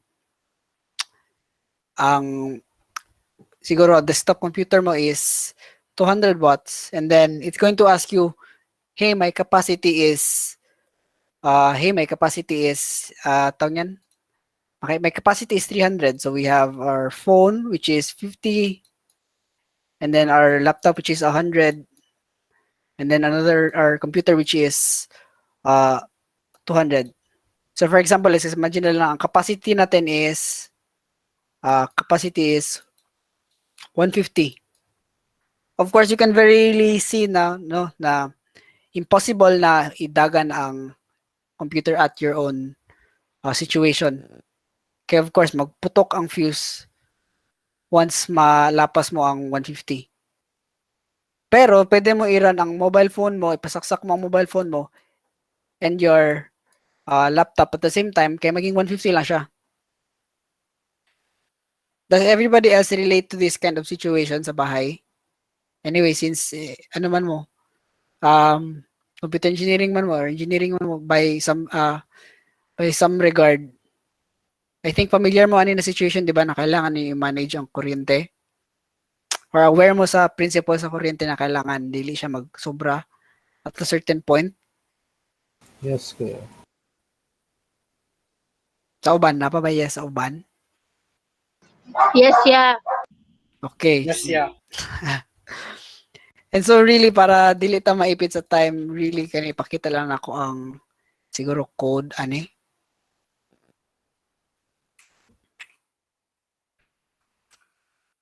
So really, ganito siya. Medyo taas siya, no? Imagine mo. Pero in this case, if you can imagine a person who is actually in a competition, this program can be done or should be done in under 10 minutes. Di ba? May imagine ta, hala, ata sa class, maghimo tag program, ginapahimo ta ni sir. Do this type of problem, solve this type of question. Yung mabtan tag 30 minutes, mabtan tag 1 hour. Usahay gani, i-assignment na lang sa teacher kay dili maapsan. That is the unfortunate reality na kailangan nimo kung gusto nimo compete sa world scale or kanang world level, you have to do everything of the you have to read the problem, think of the solution, and then write it up. Asa ba to? So, problem na. Okay. Write it up and then submit it. Of course, kailangan mo i-test. Test sa mo sa given test cases sa gihatag sa problem kung tayo kani imong ipaslak na sila. Tanawon nimo kung tama imong nakuha sa answer, tama ka. And then i-send na nimo ang code. And then you have to check whether or not di pa sa pagid ka sa kaning imong solution kung tama. And you have to do that all within 10 minutes. Medyo daunting siya, di ba? Labay mag-yes or na or kaya lang. Kaya siya i-imagine. Given na nabasa niya yung problem, kaya na ko niya. If you were working on your own, kaya ba na ba maka-yes? 10 minutes?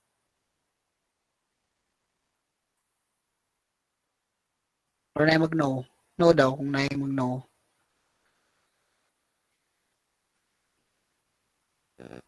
Hello?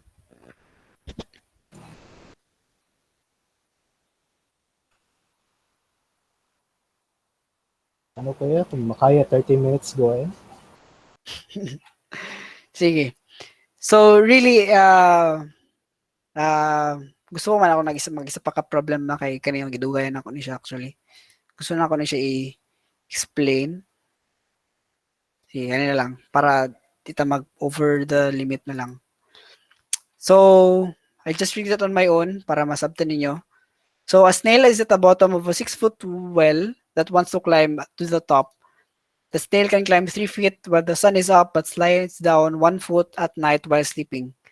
The snail has a fatigue factor of 10%, which means that on each successive day, the snail climbs 10% less of the first day, so 0.3 feet less than what it did the previous day. It's important to note that the distance lost to fatigue is always 10% of the first day's climbing distance.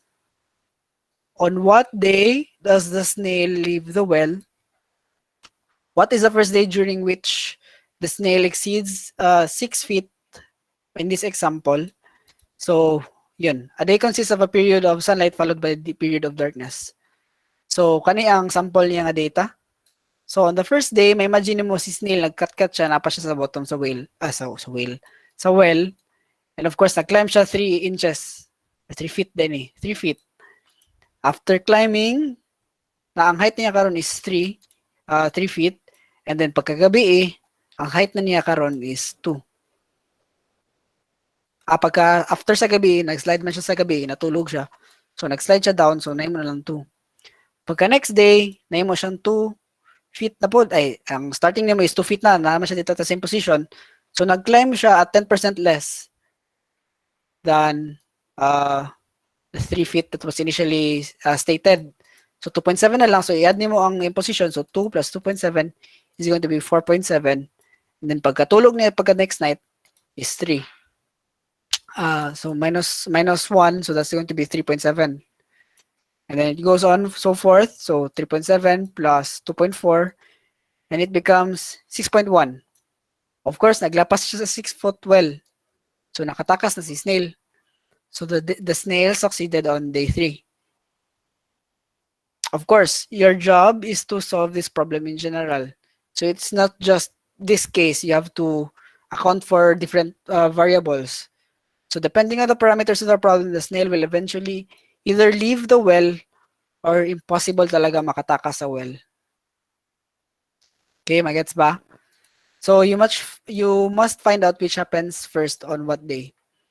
For example, if you are given the if this is given to you as an assignment sa teacher ninyo, kung programming teacher niyo siguro si Ma'am Haina, Sir Faller, or Sir Dex, whichever case, Sir Duro, how would you solve this? So for example, we can see here na kanina test case, kanitong initial test case, ang height sa well is 6 feet. Maka-climb siya 3 feet pasaka, ma-slide siya down. And then after every successive day, 10% na lang ang mahulog siya. Same lang diri sa example diri sa taas. Pero maabot din siya sa problems na yung ano eh. So ang height nimo is 10 feet tapos ang climb distance nimo is 2 and then ang slide down is 1, that's 50% of the first day, so 2, so kana makaltasan every other day. So there are two basic solutions ani. So ang first is basically mag simulate ka ani. Magets ba? Na mag-simulate ka ni. So all you have to do is follow the formula. You have to basically just add it, and then after adding, you just minus the sliding value, and then after the minus after subtracting the sliding value, after the next day, ay add na nimo. Pero kailangan nimo i-take into account kaning katong fatigue factor na natanggalan siya, kaltasan iyang cut. Di ba? Pwede nimo i-simulate lang siya. So, agreeable ba sa tanan na kana ang initial solution? However, since engineers man ta, so imagine mo kani ang case which is basically parabolic siya in nature. So, kung ma-imagine mo, actually ni siya, kung snail siya, mag-cut ni siya, di ba? Kaniyang well, kaniyang snail, kaya nga snail, masaka siya, depending or not, masaka siya, mula pa siya diri sa threshold or ang top sa well, eventually mag-fall down siya sa floor. If you can imagine na, of course, ito i-extend ng sa well, hindi siya makatakas. And if we span it out in a function of time, sa man si kuya eh. So kung tayo kani ang height, function of time, you can actually see na kaning up and down motion niya with respect to time is actually, what's that? Quadratic Oh, so relationship. it's a quadratic relationship. Diba? It's a parabola. And you can actually do a lot of math in here. And point being, napagid actually na siya constraint na fatigue, and actually mag-differentiate siya in a sense na once you go to the threshold, it actually becomes linear in this regard. So actually kana siya medyo dako ni siya nga proof, and we can actually see may siguro ang solution ako diri. I actually tried to do this in time pero hindi siya mahabol. So if you can actually try to solve this, you can actually do some differential calculus. Familiar ba ni sa uban? Sa first years ba, familiar na ba ang differential calculus? Yes? Yes, no? Yes, no? Yes, no? Abay mag-confirm. So kato, sige ka na lang. Let's just leave it at that na actually you can do the simulation part or you can do the heavy math part. Actually, ganyan, nagtaas pa ko ani. You can actually see my solution na dagan ko gina take into consideration. And kana mag-abot pa ko actually sa kaning infinity series. If you can take into account na if you extend it to something na millions of operations. So imagine mo extend mo ni dili ni siya simple lang snail na lang. So let's imagine na imbis na snail kay kailangan nimo i-check kung moabot ang imuhang rocket ship if ever man makatakas siya sa Earth, sa gravity sa Earth. So eventually still same na siya, di ba? Same principle lang. Ang rocket ship minimo maglupad diri. Tugpas diri. You have to see that kung moabot siya sa threshold. Of course, pwede nimo siya i-simulate mano-mano pero it comes to a point na kailangan nimo og precise operations na mabtan kag ugma para lang mag-compute sa isa ka configuration. And dili ba na simple nga na lang kay kailangan palagan pag-ingani, napay try nimo kung ingani. Nagets ba? May mga chances nga yung ani siya. Oops. And in that case na ana man, if you really look into the engineering aspect, kailangan nimo mag-go back sa imong roots. Although you can abuse this toy example na kani atong i-peruse na simple lang ni siya simulation na kailangan na may add, subtract, minus, dali lang kayo siya i-compute. If you look into a deeper or more substantial solution, pwede nimo gamitan og math na ma-learn nimo sa imong high school. And this is basically engineering, no? Finding what you're taught with, your abstract theory sa math, tanan. And hopefully, kani ang pinaka-relevant sa inyo as computer engineers or computer science students. Dili wala tayo computer science students dili, no? Wala man, no? As computer engineering students, you have to take advantage of the fact na gitudloan mo og kani. Extensive trigonometry, tanan, higher level forms sa math, integral calculus, differential, everything is based on that, pati ang mga derivations and you have to find a way na mag-mix and match ang science, ang math ninyo na ginasulat niyo sa pen and paper ng mga solved calculation, and you have to find a way na kailangan ninyo i-program to. Of course, nagayawit lang ko din na in a sense na sa maniya. Kung mag-ingan na ko di lang ko mag-competitive programming. In a sense, kung swerte ta, in a sense, na nasa sa Pilipinas, kay siguro makakuha kag trabaho na ana lang.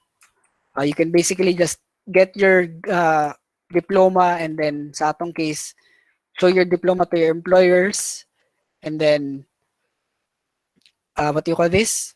And then you get a job. You get an interview test, then you pass, which is just basically parang simple lang na mga test, write a variable, print, follow this problem, something like this. But on a very elementary level, or rather very something is not as difficult as this, or something that is kung kani siya mahimo nimo siya kung first time mo siya ma-experience a problem and then you have difficulties, it might take you 2 days. Pero an interview may take you 1 hour lang. And you have to solve everything in this problem in just an hour. Now that goes without saying na on an international scale, for example, if you want to actually work in a more prestigious company like Facebook, Google, Uber, Instagram, companies na like that, I'm going to tell you right now na it's a very big prerequisite that you actually practice competitive programming. Whether or not you want to agree with me, that is an obvious fact. Kung mag-unsa mo sa search mo sa online how to get a job overseas, this is the minimum prerequisite. You have to go with this. Of course, that kung gusto mo, dili lang mo magtrabaho, fine, you can answer a few of these problems. You can go on your own to just learn what you have to learn. That's fine.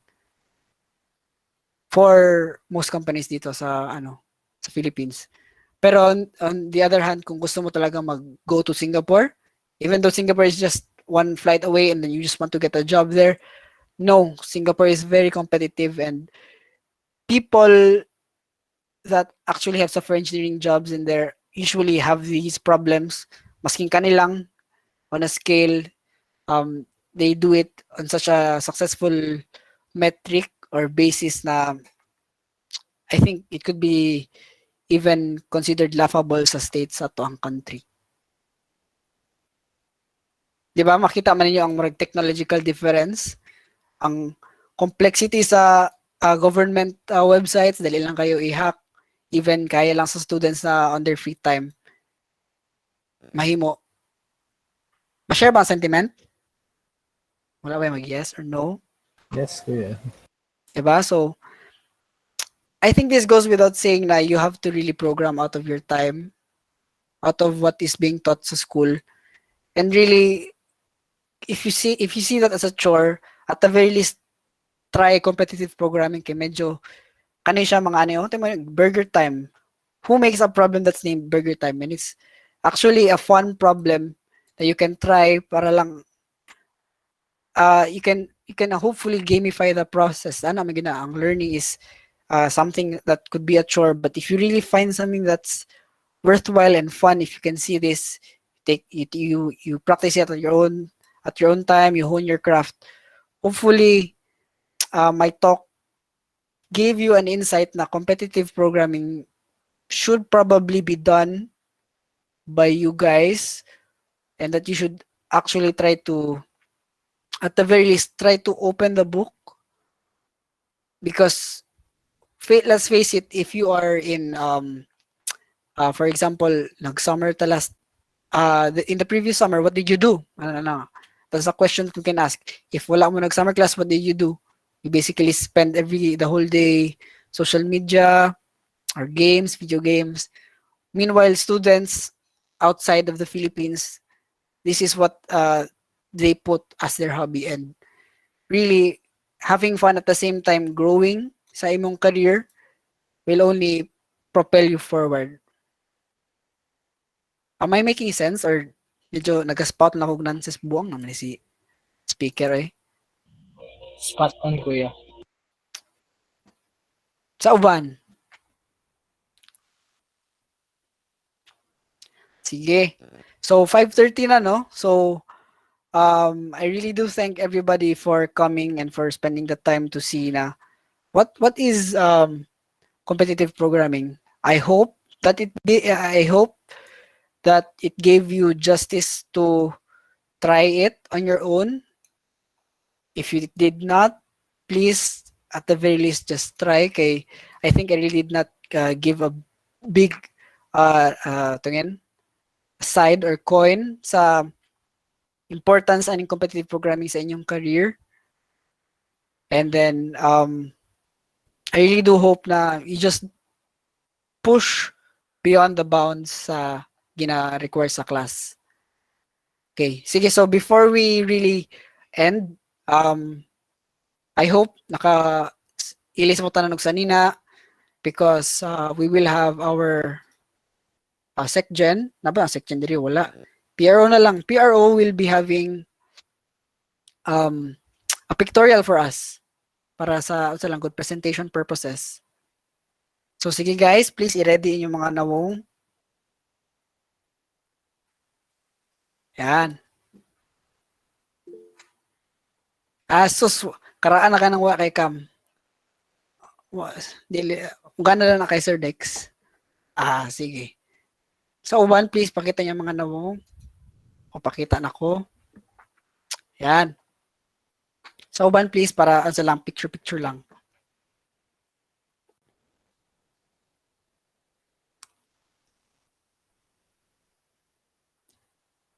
Nabay class after ani sa uban? Wala na ya. Wala na aya. Sa oras 5:40. Okay. Again, mag-plug na lang po ko again. Please find the time na matry ninyo ni. I have my GitHub, hopefully accessible man sa tanan. I published my own murag progress or journey.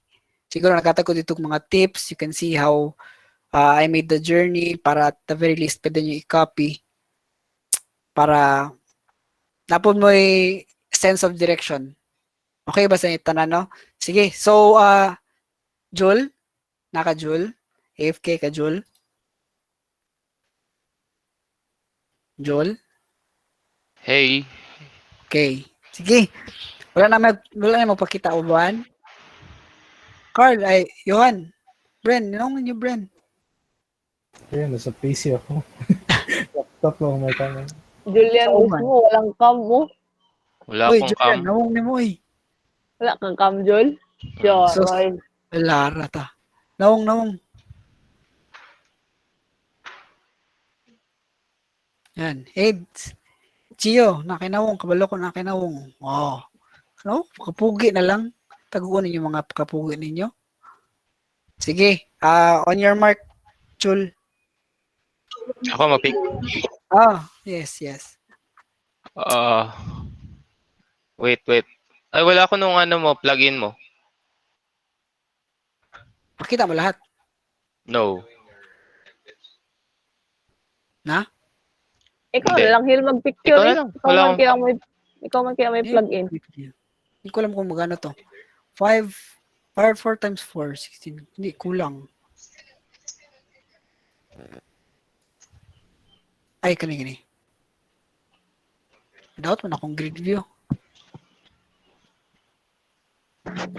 Yan din nata yung reason ba't inalis ko. Sige, naman ay pages, Jul, di ba? Or take a picture na lang sa mga naa. Pages mo na lang. Oh. Sige. On your mark, Jul. Ritsa daw.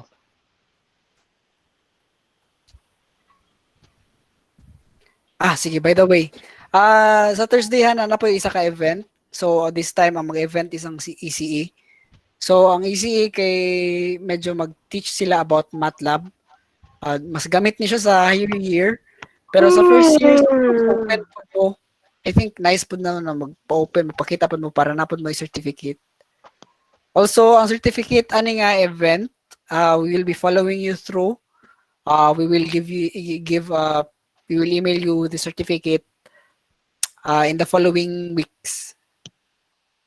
Rest assured, no, na everybody here will be receiving tawag yan? A certificate.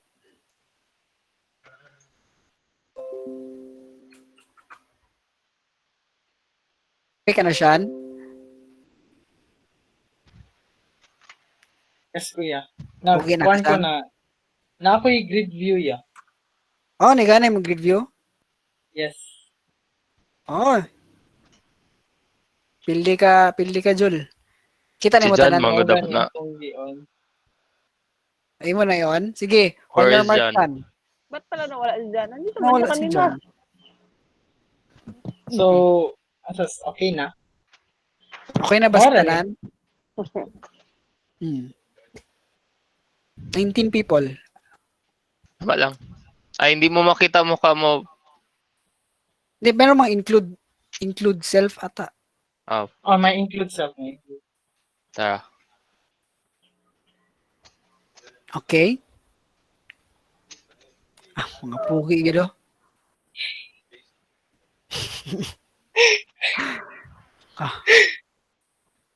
On your mark lang. Countdown lang or 3, 2, 1, cheese. 1, 2, 3. Wait, wala na girl. Wait, kay nga tapos. Wait, naglaga ko. Wait, ginagunit mong guna ko akong ka. Wala lagi si Ngungi. Ano na lang mo nawong. Ano ka? Pugi kay si Rudy, oh. Smile daw, Kuya Rhodes.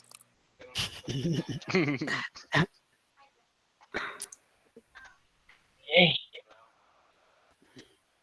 Okay, Okay. 1, 2, 3. Isa pa.